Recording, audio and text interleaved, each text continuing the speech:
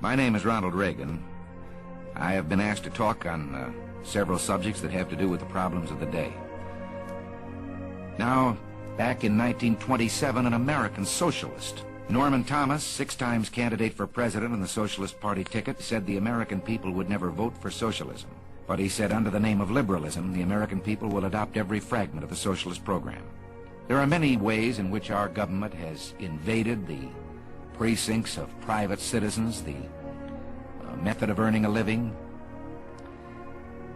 One of the traditional methods of imposing statism or socialism on a people has been by way of medicine. It's very easy to disguise a medical program as a humanitarian project. Most people are a little reluctant to oppose anything that suggests medical care for people who possibly can't afford it. James Madison, in 1788, speaking to the Virginia Convention, said, "Since the general civilization of mankind, I believe there are more instances of the abridgment of the freedom of the people by gradual and silent encroachment of those in power than by violent and sudden usurpations." Now, in our country, under our free enterprise system, we have seen medicine reach the greatest heights that it has in any country in the world. Today, the relationship between patient and doctor in this country is something to be envied anyplace. The privacy, the care that is given to a person, the right to choose a doctor, the right to go from one doctor to the other. But let's also look from the other side at the freedom the doctor loses. A doctor would be reluctant to say this. Well, like you, I'm only a patient, so I can say it in his behalf.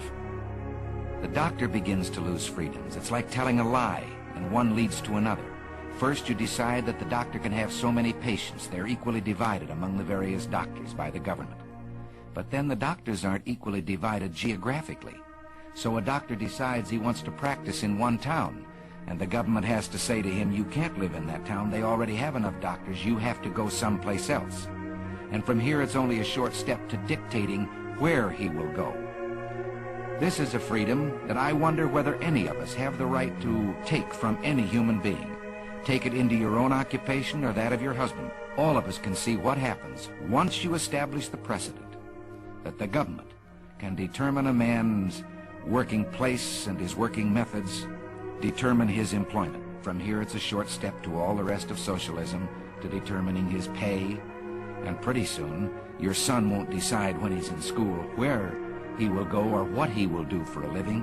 He will wait for the government to tell him where he will go to work and what he will do.